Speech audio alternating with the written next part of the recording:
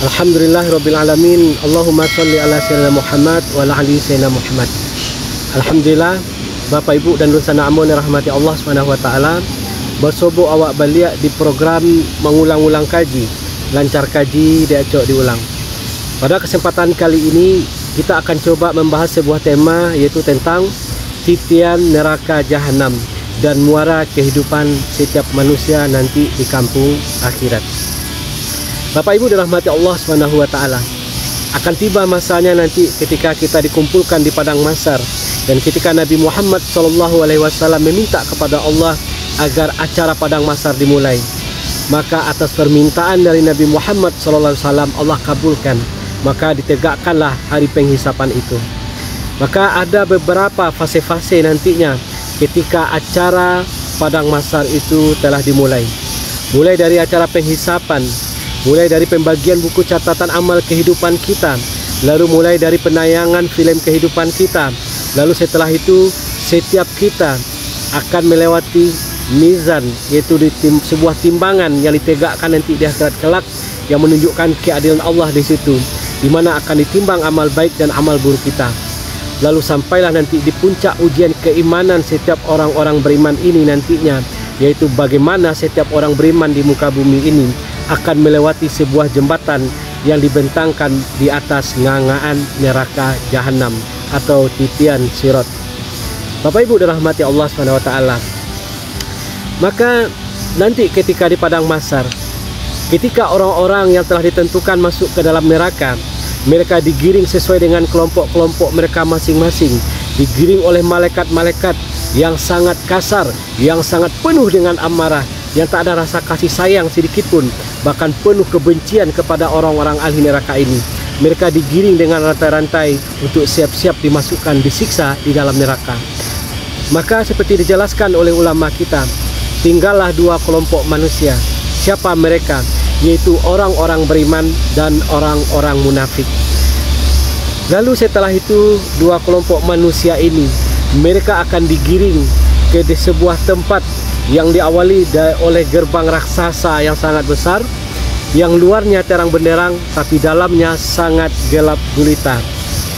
Maka ketika masuk dalam daerah kawasan yang sangat gelap gulita itu, maka orang-orang yang beriman ketika masuk ke dalam daerah itu, ada dari tubuh mereka mengeluarkan cahaya sebesar gunung.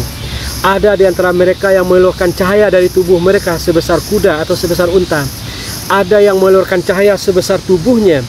Ada yang mengeluarkan cahaya sebesar kepalanya, sebesar kepalan tinju, dan ada yang mengeluarkan cahaya seujung kuku. Dan dengan cahaya itulah mereka melewati daerah yang sangat gelap itu untuk menuju titian atau sirat yang dibentangkan di atas ngangaan neraka jahanam itu. Tapi adapun orang-orang munafik yang ketika mereka masuk ke daerah itu, tiba-tiba cahaya yang ada di tubuhnya menjadi redup, menjadi padam. Maka dalam keadaan gelaplah mereka berjalan, lalu mereka merengek-rengek kepada orang-orang beriman yang ada di hadapan mereka. Wahai mukmin, tunggu aku. Wahai mukmin, aku butuh cahayamu. Bukankah kita dulu berteman ketika hidup di dunia? Merengek-rengek orang-orang munafik kepada orang-orang beriman nantinya untuk menunggunya, untuk meminta sedikit cahaya dari orang-orang beriman agar mereka bisa melewati daerah yang gelap itu dengan cahaya tadi. Maka hal ini diabadikan oleh Allah Subhanahu wa taala dalam surat ke-57 ayat 13 sampai 15. Apa firman Allah di situ yang menggambarkan kondisi ini nantinya? Yaitu dengan nama Allah yang Maha Pengasih lagi Maha Penyayang. Pada hari ketika orang-orang munafik laki-laki dan perempuan berkata kepada orang-orang yang beriman, "Tunggulah kami supaya kami mengambil sebagian dari cahayamu." Maka dikatakan kepada mereka, "Kembalilah kamu ke belakang dan carilah sendiri cahaya itu untukmu." Orang-orang munafik itu memanggil-manggil orang mukmin seraya berkata, "Bukankah kami dahulu bersama dengan kamu?" Maka orang-orang mukmin menjawab, "Benar, tetapi kamu mencelakakan diri kamu sendiri dan kamu menunggu kehancuran dan kamu ragu-ragu dan ditipu oleh angan-angan kosong, dan kamu telah ditipu terhadap Allah oleh setan yang amat penipu." Bapak Ibu dirahmati Allah Subhanahu wa taala, begitu kondisinya nanti orang-orang munafik ketika melewati daerah yang sangat gelap ini. Maka orang-orang munafik sampai di tebing titian neraka jahanam itu, maka mereka baru saja melangkah melewati sirat itu, mereka sudah banyak yang berjatuhan. Dan sesuatu kalau jatuh di atas itu butuh waktu 70 tahun untuk sampai di dasarnya. Dan tempatnya orang-orang munafik adalah di dasar kerak neraka jahanam yang paling dalam, dan azab mereka di atas azabnya orang-orang kafir. Dan itulah balasan bagi orang-orang munafik, yaitu orang-orang yang ketika hidup di dunianya mereka lebih memilih sedikit kenikmatan dunia ini. Mereka telah menukar kehidupan kampung akhirat mereka dengan sedikit popularitas ketika hidup di dunia ini, dengan sedikit kenikmatan-kenikmatan, dan mereka menjadi munafik ketika hidup di dunia mereka. Maka hari ini, di antara ciri-ciri orang munafik itu, hari ini kita lihat 24 jam di media-media massa, di televisi-televisi, bagaimana orang-orang munafik ini menampakkan kemunafikan mereka, menampakkan kebencian mereka terhadap Islam, terhadap ulama, terhadap para habaib. Dan ciri mereka diantaranya hari ini dapat kita lihat ketika Islam dihinakan, ketika Allah dilecehkan, ketika Al-Quran diinjak-injak, ketika Rasulullah dihinakan, habaib dihinakan, biasanya mereka diam 1000 bahasa. Tetapi ketika ada satu umat Islam yang melakukan kesalahan, maka mereka akan membulinya, bahkan 24 jam, bahkan mereka siarkan di media-media sosial, di media-media massa, bahkan mereka berani memutarbalikkan fakta. Yang benar mereka katakan salah, yang salah mereka katakan benar. Dan itu ciri orang munafik yang hari-hari kita nampak di akhir-akhir ini, apalagi di media-media sosial, di media-media massa, yang membuat sesak dada orang-orang beriman ketika mendengar statement-statement dari orang munafik ini. Dan ciri orang munafik ini kalau mereka berkata, biasanya mereka berbohong. Ketika mereka berjanji, ketika mereka berkata, mereka bohong. Ketika mereka berjanji, mereka dustakan janji itu. Dan ketika mereka diberi amanah, mereka berkhianat dengan amanah itu. Dan ketika mereka berdebat, orang-orang munafik ini punya ciri khas, yaitu pengen selalu menang. Nah, orang-orang munafik ini ketika sampai di titian neraka jahanam, di tebing neraka jahanam itu, maka mereka langsung jatuh. Dan orang-orang beriman, mereka akan melewati ujian keimanan yang sangat berat ini, yaitu melewati sirat, sebuah jembatan yang dibentangkan di atas ngangaan neraka jahanam itu. Ngangaan neraka jahanam itu, kata Rasulullah SAW, kalau semua yang ada di jagat raya semesta ini dimasukkan ke dalam ngangaan neraka jahanam itu, maka pasti akan masuk, pasti akan muat. Hari ini ahli-ahli luar angkasa telah meneliti, ada kurang lebih di jagat raya semesta ini 100 miliar galaksi. Dan kita, bumi ini, ada di galaksi Bima Sakti dengan begitu banyaknya jumlah bintang dan planet yang tak terhitung jumlahnya. Dan sekarang bukan hanya satu galaksi Bima Sakti saja, tapi di jagat raya semesta ini ada 100 miliar kurang lebih galaksi. Dan ketika dimasukkan ke dalam ngangaan neraka jahanam itu, muat. Dan begitulah luasnya titian neraka yang akan kita lewati nantinya. Maka siapa yang beruntung ketika melewati sirat ini? Maka seperti dijelaskan oleh ulama kita, tergantung dari amal ketika kita kerjakan ketika hidup di dunia ini. Ada orang-orang yang melewati sirat itu hanya seperti kedip mata saja. Ada orang-orang yang melewati sirat itu seperti secepat kilat. Kecepatan kilat itu 300 km per detiknya. Sedangkan satu galaksi diperkirakan seperti galaksi Bima Sakti, kalau diambil garis diameternya membutuhkan 50.000 tahun kecepatan cahaya atau kecepatan kilat untuk menembus satu galaksi itu. Dan tak terbayang oleh kita ada 100 miliar galaksi. Walaupun secepat kilat, tentu butuh waktu yang lama untuk melewatinya. Lalu ada orang-orang yang melewati sirat itu seperti naik burung terbang. Ada seperti naik kendaraan tercepat di muka bumi ini. Ada mereka yang melewati sirat itu seperti orang berlari, berjalan, merangkak, bergelantungan, dan banyak yang jatuh dari umatku nanti, kata Rasulullah SAW, nanti singgah dulu mereka, transit dulu mereka di neraka. Maka Bapak Ibu dirahmati Allah SWT, sirat itu dia bisa besar, bisa luas, tergantung dari amal yang kita kerjakan. ada jembatan itu yang mengecil, bahkan ada jembatan itu yang kata Rasulullah SAW lebih halus dari sehelai benang, lebih tajam daripada pedang. Begitulah sirat itu. Sedangkan di bawahnya ngaungan dari neraka jahanam itu, hawa dari neraka jahanam itu, bau busuknya, gelegaknya, panasnya akan terasa oleh orang-orang yang lewat di atas titian neraka jahanam itu. Maka Bapak Ibu dirahmati Allah SWT, mari kita evaluasi hari ini kepada diri kita hari ini.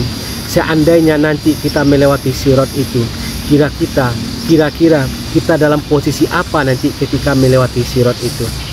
Mari kita evaluasi dengan sholat kita hari ini.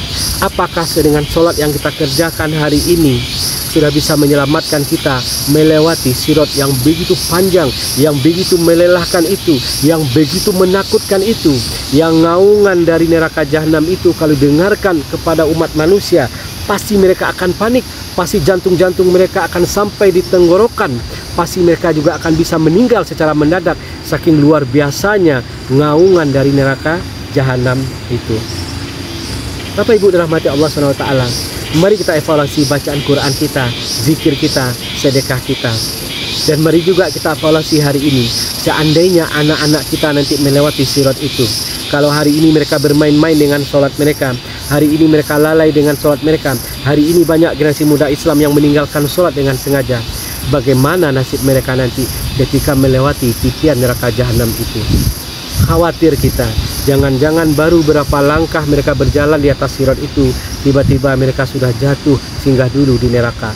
Na'udzubillah min dzalik. Maka bermohon kita kepada Allah, jangan sampai kondisi ini ada pada diri kita nanti, ada kepada anak keturunan kita. Bapak Ibu dirahmati Allah SWT, maka di ujung titian sirat itu, disitulah Nabi Muhammad SAW menunggu kita dengan penuh kasih sayang, dengan penuh kesabaran. Di situ Nabi terus berdoa, Ya Salim, Ya Salim, Ya Salim, Ya Allah selamatkan umatku, Ya Allah selamatkan umatku, Ya Allah. Maka ketika ada umatnya yang selamat sampai di ujung titian neraka jahanam itu, maka Rasul langsung menyambutnya dengan segelas air yang telah beliau siapkan, segelas air dari telaga Kausar yang langsung beliau dengan tangan beliau menyuguhkan kepada kita, di mana ketika kita meminum air dari telaga Kausar itu, langsung berseri-seri wajah kita menjadi ganteng, hilang letih capek melewati sirat tadi, hilang haus yang luar biasa yang dirasakan orang-orang yang melewati sirat tadi. Maka setelah kita selamat melewati sirat nantinya, setelah Nabi memberikan kepada kita segelas air dari telaga Kausar yang menghilangkan rasa haus selama-lamanya nantinya, yang menghilangkan rasa haus dalam diri kita itu, maka orang-orang beriman ini akan melewati sebuah jembatan, namanya jembatan Kuntaroh. Nah, di jembatan inilah nanti urusan-urusan orang beriman di muka bumi ini akan diselesaikan. Ada urusannya bisa diselesaikan dengan cepat, dengan baik, sebelum mereka masuk ke dalam sorga. Agar apa? Agar nanti di sorga tak ada lagi dendam, tak ada lagi hasad, tak ada lagi rasa kecewa kepada sesama penghuni sorga. Maka dibersihkan di Kuntaroh ini, di jembatan ini, yang nanti ujungnya adalah depan pintu sorga. Maka akan ada orang beriman yang minta keadilan kepada Allah. Ya Allah, si fulan ini dulu pernah menzolimi saya ketika hidup di dunia dulu. Diceritakan kezolimannya. Lalu Allah pun mendengarkannya. Allah bertanya kepada si fulan tadi, lalu si fulan berkata, benar ya Allah. Lalu Allah perlihatkan kepada mereka berdua indahnya sorga, istana sorga yang begitu megahnya. Lalu kata Allah, apakah kalian mau masuk ke dalamnya, menikmati itu? Mau ya Allah. Kalau begitu ayo saling bermaafan, bergandeng tangan, silakan kalian masuk ke dalam sorga itu. Itu urusan yang masih bisa untuk diselesaikan pada waktu itu. Tapi ada urusan-urusan yang tak bisa diselesaikan, yang Nabi katakan ketika hidup dulu kepada para sahabatnya, tahukah kamu siapa di antara umatku yang bangkrut? Maka para sahabat menjawab, ya Rasulullah, umatmu yang bangkrut adalah umatmu yang ketika mereka berniaga, jangankan mendapat untung, mendapat laba, jangankan pulang modal, bahkan mereka minus, bahkan modal pun habis. Itulah umatmu yang bangkrut, itulah orang yang bangkrut. Tapi kata Rasul, tidak. Orang yang bangkrut itu ialah ketika mereka nanti di akhirat kelak datang menghadap Allah dengan amal mereka yang banyak, datang dengan pahala haji mereka, datang dengan pahala umroh mereka, datang dengan solat 5 kali sehari semalam yang mereka kerjakan, dengan tahajud mereka, dengan bacaan Quran mereka, dengan zikir, istighfar, salawat mereka, banyak amal soleh mereka ketika hidup di dunia ini. Tapi mereka juga di waktu yang bersamaan banyak melakukan kezoliman kepada orang lain. Maka orang-orang yang dizoliminya itu menuntut keadilan kepada Allah Subhanahu wa taala. Maka ada orang yang akan minta keadilan, ya Rob, dulu dia pernah menzolimi hamba, ya Allah, dia gibahi hamba, dia gunjingkan hamba, ya Allah, kepada tetangga-tetangga, sehingga hamba malu keluar rumah, hamba minta keadilan, ya Rob. Maka Allah tegakkan keadilannya, diambil pahala orang ini, dipindahkan kepada orang yang dizoliminya. Datang lagi, ya Rob, dulu dia pernah menfitnah para ulama kami, ya Allah, dan ketika saya membela para ulama, justru dia membenci saya dan memprovokasi orang lain untuk membenci saya, ya Allah. Saya pengen ada keadilan, ya Allah. Maka diambil lagi pahalanya, ditransfer kepada orang yang pernah dizoliminya. Ya Allah, dulu dia pemimpin di perusahaan kami, ya Allah. Dulu dia pernah memecat saya, ya Allah, mem-PHK-kan saya, ya Allah. Dan gara-gara itu kesusahan hari-hari saya, membesarkan anak-anak saya, mencukupi kebutuhan rumah tangga saya, ya Rob. Saya minta keadilan. Maka diambil lagi pahalanya, dipindah kepada orang yang dizolimi. Akhirnya apa? Ketika pahala-pahalanya ditransfer kepada orang-orang dizolimi, sedangkan masih banyak yang antri minta keadilan kepada Allah, maka orang-orang yang dizolimi itu nanti dosa-dosanya ditransfer kepada mereka. Akhirnya mereka minus. Akhirnya dosa-dosa orang ditransfer ke dia. Akhirnya dia dibersihkan dulu dosa-dosanya nanti di neraka kelak. Maka Bapak Ibu dirahmati Allah Subhanahu wa taala, ada beberapa hal yang buat bisa kita bangkrut nanti di akhirat kelak, terutama masalah lisan ini. Ketika lisan ini gampang saja bergunjing, menciptakan aib-aib orang lain, bahkan sampai mengadu domba, sampai fitnah, menyebarkan berita hoak, apalagi zaman media sosial hari ini. Kalau dulu mungkin antar beberapa orang saja, hari ini sekejap saja ribuan, bahkan puluhan ribu, ratusan ribu orang terprovokasi dengan berita hoak yang kita sebar di media sosial. Maka nanti akan jadi dosa jariah bagi kita nanti di akhirat, yang akan dipertanggungjawabkan, yang harus kita bayar nantinya. Lalu menuduh orang baik-baik berzina, ini bisa menyebabkan kebangkrutan. Mengambil harta orang lain, harta anak yatim, memindahkan patok tanah dan lain sebagainya. Para koruptor-koruptor, hati-hati, akan banyak nanti masyarakat rakyat ini akan menuntut Anda nanti di akhirat kelak. Membunuh juga termasuk hal-hal yang bisa membuat kita bangkrut nanti di akhirat kelak. Maka Bapak Ibu dirahmati Allah SWT, setelah diselesai di Kuntaroh ini, setelah orang-orang beriman nanti siap-siap masuk ke dalam surga, ada 8 pintu surga yang siap memanggil-manggil calon penghuninya. Ada 3 kelompok umat Muhammad ini yang duluan masuk neraka, dan juga ada 3 kelompok yang nanti duluan masuk ke dalam surga. Siapa 3 kelompok yang pertama masuk ke neraka? Pertama, pemimpin yang zalim. Yang kedua, orang yang kaya raya, Allah berikan kelimpahan harta kepada mereka, tapi mereka tidak menunaikan hak Allah, seperti haji 1 kali seumur hidup, padahal dia mampu tapi nggak dihaji juga. Lalu dia tak tunaikan hak Allah ketika hartanya cukup senisab, dia tidak bayar zakatnya. Lalu dia tak tunaikan hak Allah, memberikan yatim piatu bantuan, fakir miskin, tak mau menyumbang untuk saudara mereka yang dizolimi, seperti saudara mereka yang ada di Palestina. Lalu yang ketiganya, siapa? Orang miskin yang sombong. Siapa orang miskin yang sombong ini? Sudahlah miskin, dia tidak sholat. Sudahlah miskin, tak mau rukuk dan sujud, menyembah, meminta ampun, berdoa agar Allah berikan pertolongan kepada mereka. Ini orang sombong, orang miskin yang sombong, termasuk 3 kelompok yang dahuluan masuk ke dalam neraka. Lalu ada 3 kelompok dari umat Nabi Muhammad ini. Jadi kalau 3 kelompok yang duluan masuk ke dalam surga, siapa mereka? Pertama, para syuhada. Siapa para syuhada ini? Rasulullah SAW pernah bertanya kepada para sahabatnya, tahukah kamu siapa orang yang syahid itu?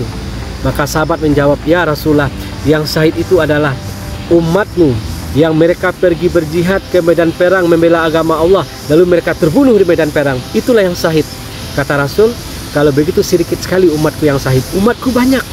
Maka Rasul katakan, siapapun di antara umatku yang ketika meninggal dunianya Allah berikan sakit di perutnya, dan dia dengan sakit itu bersabar, dia berobat dengan pengobatan yang syar'i, yang jauh dari kesyirikan, dan dia menjaga sholat 5 kali sehari semalam dengan sakit yang ada di perutnya itu yang menyebabkan dia kematian, maka dia syahid.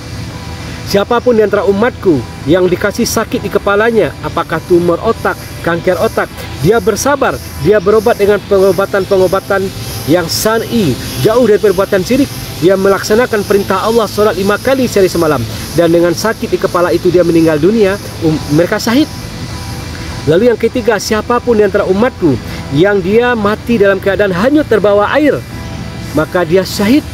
Siapapun di antara umatku yang mati terbakar, dia beriman kepada Allah dan Rasulnya, dia mengerjakan solat 5 kali sehari semalam, tidak berbuat syirik, maka dia syahid.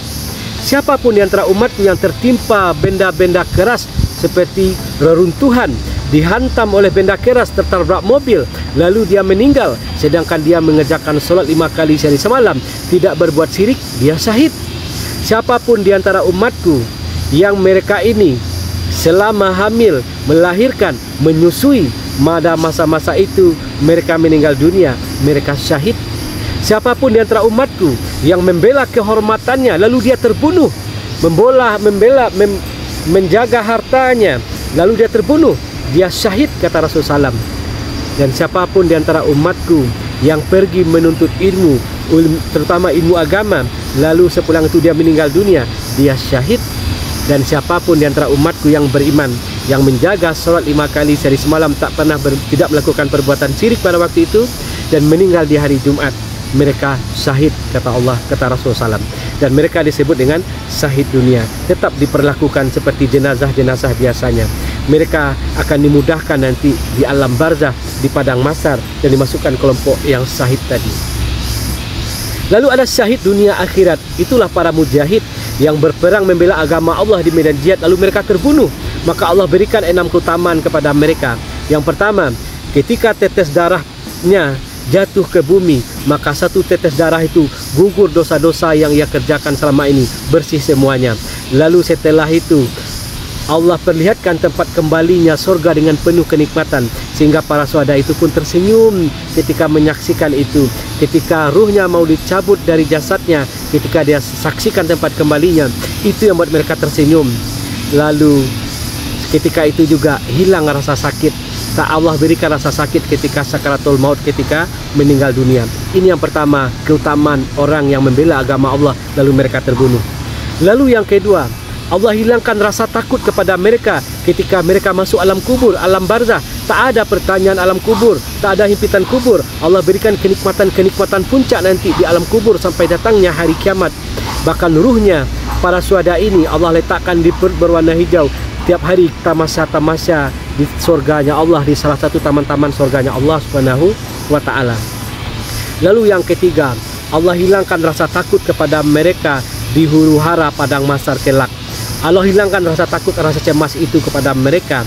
Lalu yang keempatnya, nanti di akhirat Allah berikan mereka mahkota yang bertaburkan intan berlian yang sangat indah berkilauan.